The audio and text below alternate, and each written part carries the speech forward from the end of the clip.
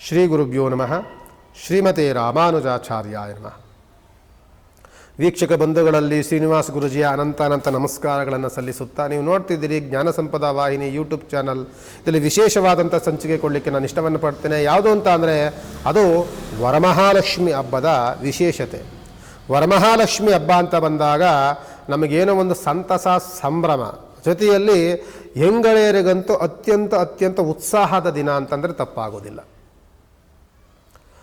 ಉತ್ಸಾಹದಲ್ಲಿ ಅವರು ಎಷ್ಟು ಅದರಲ್ಲಿ ತಲ್ಲೀನರಾಗಿರ್ತಾರೆ ಅಂತ ಅಂದರೆ, ಇಂದಿನ ದಿನದಿಂದವೇ ಎಲ್ಲವೂ ಮಾರ್ಪಾಟುಗಳನ್ನು ಮಾಡ್ಕೊಳ್ತಿರ್ತಾರೆ.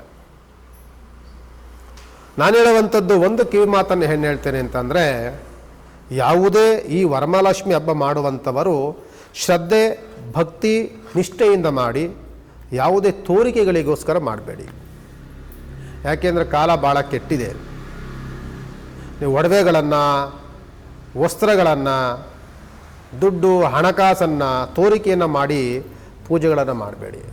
ದೇವಿಗೆ ಅವಳು ಕೊಟ್ಟಿರುವಂಥದ್ದು ಪ್ರಸಾದ, ಅವಳು ಎಷ್ಟು ಕೊಟ್ಟಿದ್ದಾಳೆ, ಏನಿದೆ ಎಲ್ಲವೂ ಭಗವಂತನೇ ಗೊತ್ತಿಲ್ಲದಲೇ ಇರೋದು ಯಾವುದೂ ಇಲ್ಲ. ಮಾಡೋಣ, ಶ್ರದ್ಧೆಯಿಂದ, ಭಕ್ತಿಯಿಂದ, ಅವಳ ಆರಾಧನೆ ವಿಜೃಂಭಣೆಯಿಂದ ಮಾಡೋಣ. ಆದರೆ ತೋರಿಕೆ ಬೇಡ ಅಂತ ನಾನು ಈ ಸಂದರ್ಭದಲ್ಲಿ ನಿಮಗೆ ಹೇಳ್ತಾ, ಇದು ವಿಶೇಷವಾದಂತಹ ದಿನ. ಶುಕ್ರವಾರ 8ನೇ ತಾರೀಕು ವರಮಹಾಲಕ್ಷ್ಮಿ ಹಬ್ಬ ಶ್ರಾವಣ ಮಾಸದಲ್ಲಿ ಬರುವಂಥದ್ದು. ಹುಣ್ಣಿಮೆಗೆ ಮೊದಲು ಬರುವಂತಹ ಯಾವುದು ಶುಕ್ರವಾರ ಬರುತ್ತೋ ಅದು ವರಮಹಾಲಕ್ಷ್ಮಿ ಹಬ್ಬದ ದಿನ ಅಂತ ಪ್ರತೀತಿಗಳು, ಜೊತೆಯಲ್ಲಿ ಪುರಾಣಗಳು ಹೇಳುವಂಥದ್ದು. ಇದು 8ನೇ ತಾರೀಕು ಶುಕ್ರವಾರ ಬರುತ್ತೆ. ಶ್ರಾವಣ ಮಾಸದ 2ನೇ ಶುಕ್ರವಾರ ಆಗುತ್ತೆ.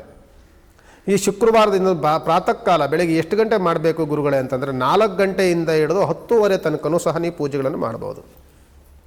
ಅನಂತರದಲ್ಲಿ 10:30ಯಿಂದ 12 ಗಂಟೆಗೆ ರಾಹುಕಾಲ ಬರುತ್ತೆ. 12 ಗಂಟೆ ಮುಗಿದ ಮೇಲೆ ಮತ್ತೆ ನೀವು ಶುರು ಮಾಡ್ಬೋದು. ಅದಕ್ಕೆ ಅಭಿಜಿನ್ ಲಗ್ನ ಅಂತ ಹೇಳ್ತಿರ್ತೀವಿ ಮಧ್ಯಾಹ್ನಕ್ಕೆ. ಅದನ್ನು ನೀವು ಮತ್ತೆ 2 ಗಂಟೆ ಸ್ಟಾಪ್ ಮಾಡಬೇಕಾಗತ್ತೆ. ತಿರ್ಗಿ ನೀವು 4:15 ಮೇಲೆ ಶುರು ಮಾಡ್ಬೋದು ಮತ್ತೆ ಆರಾಧನೆಯನ್ನು.